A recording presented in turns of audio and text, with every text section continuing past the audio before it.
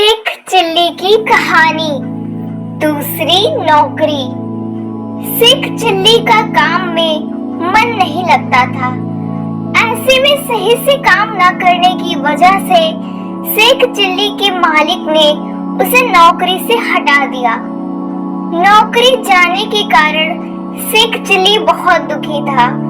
अब उसे दूसरी नौकरी चाहिए थी, इसलिए वह दूसरी नौकरी की तलाश करने लगा। नौकरी की तलाश करते करते एक दिन वह एक सेठ के पास पहुंच गया।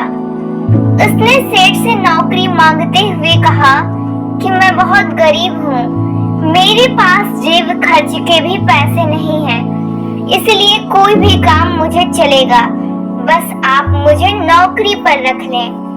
वह सेठ बहुत चालाक था, इसलिए वह शेख चिल्ली को नौकरी पर रखने के लिए राजी हो गया। ऐसा करते हुए उसने अपनी एक शर्त भी रखी। उसने शेख चिल्ली से कहा कि मैं तुम्हें नौकरी पर रख लूंगा, लेकिन उसके लिए तुम्हें एक इकरारनामा लिखकर देना होगा। इकरारनामे में यह लिखा जाएगा कि अगर तुम अपने मन से नौकरी छोड़ने की बात करोगे तो मैं तुम्हारी नाक और कान कटवा दूंगा। शेख चिल्ली राजी हो गया, लेकिन उसने भी अपनी एक शर्त इकरारनामे में लिखवाने को कही।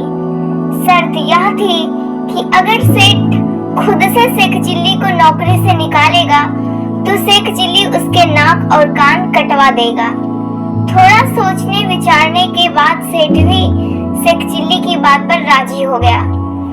दोनों के राजी होने के बाद एक इकरारनामा तैयार हो गया और उस पर दोनों के हस्ताक्षर ले लिए गए ताकि भविष्य में कोई अपनी बात से पलट ना सके।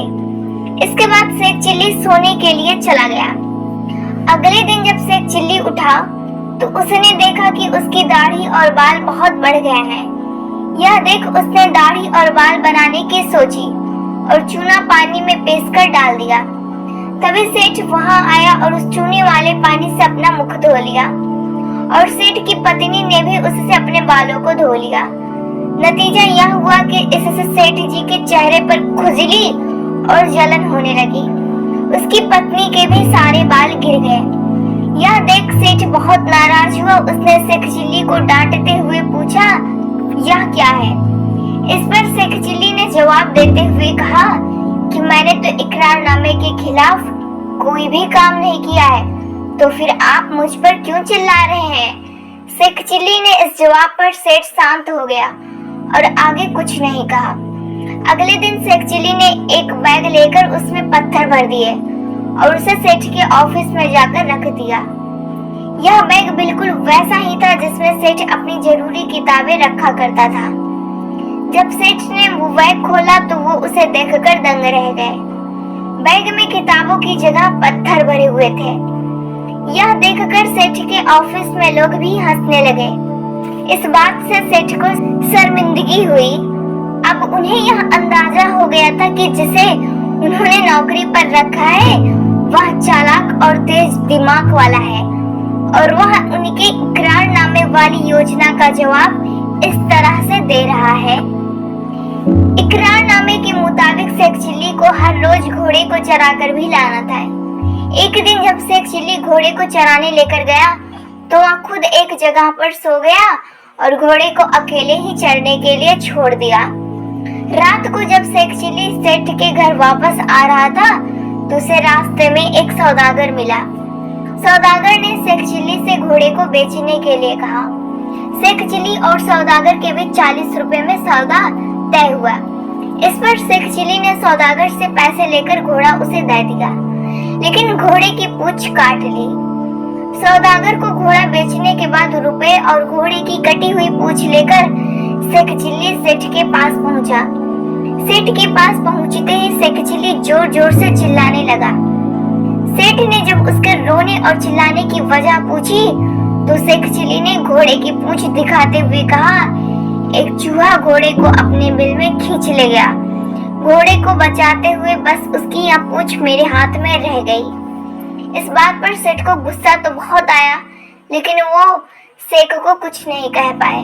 वजह यह थी कि इकरारनामे के मुताबिक अगर वह शेख चिल्ली को नौकरी से निकालता तो उन्हें शेख चिल्ली से अपनी नाक कान कटवानी पड़ती। इकरारनामे में इस बात का भी जिक्र था कि शेख चिल्ली हर रोज सेठ के घर में जलाने के लिए लकड़ी लेकर आएगा। ऐसे में तय हुए काम के अनुसार जब शेख चिल्ली लकड़ी लेकर तो आया, लेकिन उसने घर में रखी और लकड़ियों को भी आग लगा दी। इस दौरान सेठ मंदिर गया था। जब वो वापस आया तो जला हुआ घर देखकर वो काफी दुखी हो गया। उन्होंने शेख चिल्ली से कहा, तुमने घर में आग क्यों लगाई? अब मैं तुम्हें नौकरी पर नहीं रखेंगे। सेठ की इस बात पर शेख चिल्ली ने उन्हें इकरारनामे की याद दिलाई। सेठ ने तंग आकर अपनी पत्नी से कहा कि इस नौकर ने तो परेशान कर दिया है और मैं चाहकर भी इससे पीछा नहीं छुड़ा पा रहा हूँ। सेठ की पत्नी परेशान देखकर उसकी पत्नी सुझाव देती है कि मैं अपने मायके जाने की तैयारी करती हूँ। आप मुझे छोड़ने जाने के बहाने मेरे साथ एक बक्से में सारा सामान भरकर यहाँ से निकल चलिए, फिर हम यहाँ दोबारा लौटकर नहीं आएंगे और आपको इस नौकर से छुटकारा मिल जाएगा। जब सेठ और उसकी पत्नी यहाँ बातें कर रहे थे तो शेख चिल्ली छिपकर उन दोनों की बातें सुन रहा था। वह पहले से ही जाकर उस बक्से में बैठ गया जिसे सेठ अपने साथ ले जाने वाला था। सुबह होते ही सेठ और उसकी पत्नी बक्सा उठाकर चुपचाप घर से निकल जाते हैं। घर से निकलकर सेठ सोचते हैं कि उनका शेख चिल्ली से पीछा छूट गया। तभी शेख चिल्ली को बक्से में बैठे बैठे पेशाब आ गई और उसने संदूक में ही पेशाब कर दिया। सेठ को लगा कि संदूक के अंदर जो हलवा रखा है शायद ये उसका घी निकल रहा है। जब सेठ ने संदूक उतारकर जमीन पर रखा तो शेख चिल्ली झट से संदूक से बाहर निकल आया। उसने सेठ से कहा कि मैं आपका पीछा तब तक नहीं छोड़ूंगा जब तक मैं इकरारनामे के अनुसार आपके नाक और कान नहीं काट लेता। शेख चिल्ली के सामने आने पर सेठ ने शेख चिल्ली से संदूक उठाकर चलने को कहा। शेख चिल्ली ने इसके लिए साफ मना कर दिया।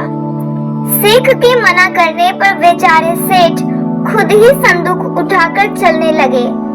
जब ससुराल कुछ दूर रह गया तो सेठ ने शेख चिल्ली से कहा कि जाओ और ससुराल वालों से कह दो कि मैं आया हूँ और कुछ दूरी पर बैठा हूँ, कोई आकर मुझे यहाँ से ले जाए। शेख चिल्ली ने सेठ जी की बात मानते हुए ससुराल जाकर कहा, सेठ जी बीमार हैं और वो काफी मुश्किल के साथ यहाँ तक आए हैं। वह यहाँ से कुछ ही दूरी पर बैठे हैं, कोई जाकर उन्हें ले आओ। इस तरह सेठ जैसे तैसे अपनी ससुराल पहुँच गया। ससुराल में जब खाने का वक्त आया तो सेठ के सामने बिना तड़के वाली दाल रखी गई। वही शेख चिल्ली को अच्छे पकवान परोसे गए। इसके बाद रात को सेठ को जब खाना लगा तो सेठ जी से शेख चिल्ली ने कहा कि इतनी रात को कहाँ जाएंगे, यही जो हांडी रखी है उसमें पखाना कर लीजिए। सेठ जी ने शेख चिल्ली की बात मानी और ठीक वैसा ही किया। सुबह जब सेठ ने शेख चिल्ली को वहाँ हांडी फेंकने को कहा तो शेख चिल्ली ने मना कर दिया। लाचार सेठ खुद ही वो हांडी उठाकर फेंकने चल दिया, लेकिन जैसे ही वो घर की चौखट पर पहुंचा, ठोकर लगने से हांडी छूटकर नीचे गिर गई और आसपास मौजूद सभी लोगों पर पखाने की छींटे पड़ गए। इस पर सभी लोग सेठ से दूर होकर थू थू करते हुए भागे। कहानी से सीख। शेख चिल्ली की दूसरी नौकरी कहानी से सीख मिलती है कि अधिक चतुराई कभी कभी खुद पर भारी पड़ जाती है।